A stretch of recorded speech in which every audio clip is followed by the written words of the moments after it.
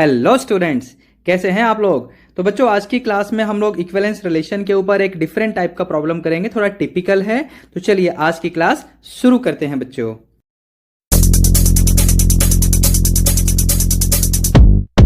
तो जैसा कि बच्चों आप लोग देख पा रहे हैं, हमें एक रिलेशन आर दिया हुआ है जो कि डिफाइंड कैसे है। We have an ordered pair A comma B and another ordered pair C comma D. ये जो रिलेशन आर है दो डिफरेंट ऑर्डर्ड पेयर्स को रिलेट कर रहा है। और कैसे डिफाइंड है ये कि a plus D is equal to B plus C and it is defined on A cross A, जहां पर सेट ए का वैल्यू आपको गिवन है, आप देख सकते हैं।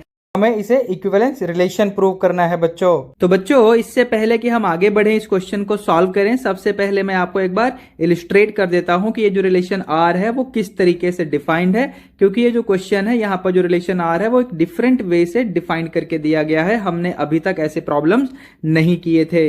तो बच्चों, जैसा कि आपको पता है कि अगर मेरे पास कोई सा भी ऑर्डर्ड पेयर है ए कोमा बी, इस पेयर का फर्स्ट कंपोनेंट आपका स्मॉल ए है और सेकंड कंपोनेंट क्या है तो बी है।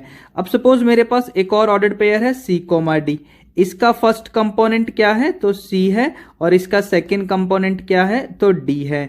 तो हमारे इस क्वेश्चन में जो रिलेशन आर डिफाइंड है, जो कि इन दोनों ऑर्डर्ड पेयर्स को रिलेट करेगा एक दूसरे से, तो वो कैसे डिफाइंड है तो वो ऐसे डिफाइंड है, ध्यान से देखना, पहले पेयर का फर्स्ट कंपोनेंट और दूसरे पेयर का सेकंड कंपोनेंट, इन दोनों को ऐड कर दो। Now that will be equal to पहले पेयर का सेकंड कंपोनेंट प्लस दूसरे पेयर का फर्स्ट कंपोनेंट। तो इस तरीके से हमारा ये रिलेशन आर डिफाइंड है on the set A cross A, जिसमें सेट ए का वैल्यू क्या है आपको दिख रहा है यहाँ पे, और हमें इसे इक्विवेलेंस प्रूव करना है। तो चलिए बच्चों, अब हम इस क्वेश्चन का सॉल्यूशन शुरू करते हैं। तो सबसे पहले हम लोग रिफ्लेक्सिविटी चेक करेंगे। तो रिफ्लेक्सिविटी के लिए आपको पता है कंडीशन क्या होती है। कंडीशन क्या होती है कि ए आर ए, यानी जो एलिमेंट है वो अपने साथ ही एसोसिएट होना चाहिए अंडर द रिलेशन आर। तो अब यहां पर एक्चुअली एलिमेंट का मतलब है ऑर्डर्ड पेयर। ऑर्डर्ड पेयर क्या है तो ए कोमा बी, दूसरा पेयर क्या है तो सी कोमा डी, दोनों आपस में रिलेट कर रहे हैं under the relation R, as you can see in the definition. लेकिन रिफ्लेक्सिविटी में क्या है कि जो ए कोमा बी है वो ए कोमा बी से ही रिलेट होगा। अब क्योंकि यहां पर ए कोमा बी एक एलिमेंट बन गया जो कि असल में तो एक पेयर है। तो मतलब हमें रिजल्ट क्या चाहिए, तो हमें रिजल्ट चाहिए कि a comma B relation are के अंडर में ए कोमा बी से ही एसोसिएट हो जाए। बात समझ आ रही है आप लोगों को। तो अब as per the definition of this relation, आपको मैंने अभी समझाया कि फर्स्ट पेयर का पहला कंपोनेंट सेकंड पेयर का second component should be equal to, इन दोनों का सम हो गया, पहले पेयर का सेकंड कंपोनेंट और दूसरे पेयर का फर्स्ट कंपोनेंट, इन दोनों का सम। तो आपको पता है कि a plus b and b plus a दोनों सेम होते हैं, कॉम्यूटेटिव नेचर है। तो a plus b is equal to B plus a लिखना बिल्कुल सही है। तो यहां से हम बड़े आराम से कंक्लूजन डेवलप कर सकते हैं कि a कोमा b का जो पेयर है वो a कोमा b के साथ under the relation R associate पक्का होगा। इन दैट केस हम ये कंक्लूड कर सकते हैं कि रिलेशन आर आपका रिफ्लेक्सिव रिलेशन भी होगा। तो बच्चों, सिमेट्रिक रिलेशन के लिए हम लोग पहले अजम्पशन ले लेंगे कि मान लीजिए आपके पास a comma b R c comma D, ये कंडीशन है। तो अगर ये कंडीशन है, इसका मतलब डेफिनेशन ऑफ द रिलेशन के अकॉर्डेंस में हम कह सकते हैं कि a plus d will be equal to B plus c. ध्यान से देखना, मैं चालाकी क्या करता हूं, मैं क्या कह रहा हूं कि हमें क्या लेकर आना है इस क्वेश्चन में, शो करना है। मतलब सिमेट्रिक तो पक्का होगा ये। तो कहने का मतलब अगर ये सिमेट्रिक होगा तो हमें क्या चाहिए, तो हमें चाहिए कि सी कोमा डी का जो ऑर्डर्ड पेयर है अंडर द रिलेशन आर वो ए कोमा बी के साथ एसोसिएट होना चाहिए। और अगर ये कंडीशन होगी तो इसका मतलब क्या हुआ कि हमें C plus b is equal to d plus a as per the definition of the relation मिलना चाहिए। अब आप लोग गौर करिए कि A plus D is equal to B plus c, ये मैंने अंडरलाइन किया कि A plus D is equal to B plus c. क्या इसको रीराइट करके हम ऐसे नहीं लिख सकते कि C plus b is equal to d plus a? बिल्कुल लिख सकते हैं, आपको पता है ये बात। तो अगर ऐसा लिख सकते हैं तो इससे कंक्लूजन जो हमें लाना था वो आ गया। लेकिन अगर आपने नोट किया हो तो मैंने उल्टा किया। उल्टा करने से क्या बेनिफिट होता है कि हमें सोचना कम पड़ता है, जो रिजल्ट लाना है वो लिख लो और जरा देखो कि क्या चीजें जस्टिफाई हो रही हैं। अगर चीजें जस्टिफाई हो रही हैं तो बात बन गई, और अगर बात बन गई तो चलो जी यहां पर डिक्लेयर कर दो कि आपका रिलेशन आर क्या है, तो रिलेशन आर आपका सिमेट्रिक रिलेशन है बच्चों। तो बच्चों अब रह गया ट्रांजिटिविटी का कंडीशन, तो चलिए इसको भी चेक कर लेते हैं।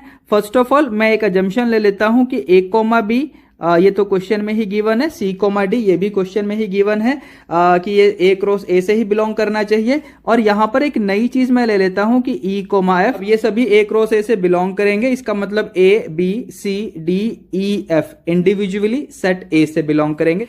इसके बाद हम एज्यूम कर लेते हैं कि ये कंडीशन बिल्कुल सही है कि a comma b under the relation R c comma d से एसोसिएट करेगा एंड सी कोमा डी वाला जो पेयर है under the relation R e comma f से रिलेट करेगा। आप लोग याद करिए कि हम ट्रांजिटिविटी में क्या कहते थे, हम कहते थे कि X R Y and Y R Z अगर ये दोनों हैं देन इट मस्ट इंप्लाई कि एक्स आर जेड। तो अब यहां पर बस आप कोरिलेट करिए कि एक्स का मतलब क्या है, वाई का मतलब क्या है, जेड का मतलब क्या है। देखिए एक्स का मतलब ए कोमा बी है, ठीक है, ये वाला पेयर, वाई का मतलब सी कोमा डी वाला पेयर, और जेड का मतलब क्या है तो ई कोमा एफ वाला पेयर। तो ये समझाने के लिए मैंने बस यहां पर रेफरेंस आपको दिया है। अब यहां से जो हमारा एक करंट रिलेशन है इसमें किस तरीके से चीजें डिफाइंड है उनको लिखते हुए क्या हम ये कंक्लूड कर पाएंगे कि एक्स आर जेड मतलब ए कोमा बी का जो पेयर है क्या वो ई कोमा एफ वाले पेयर के साथ under the relation R associate हो पाएगा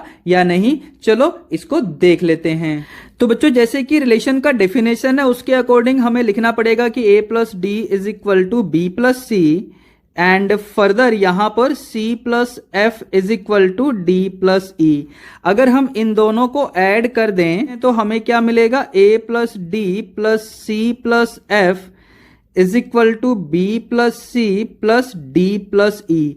जो चीजें कैंसल आउट हो रही है उनको मैं एक बार अंडरलाइन कर देता हूं। डी कैंसिल होगा, आप देखिए, सी भी कैंसिल हो रहा है, आप देख लीजिए बच्चों।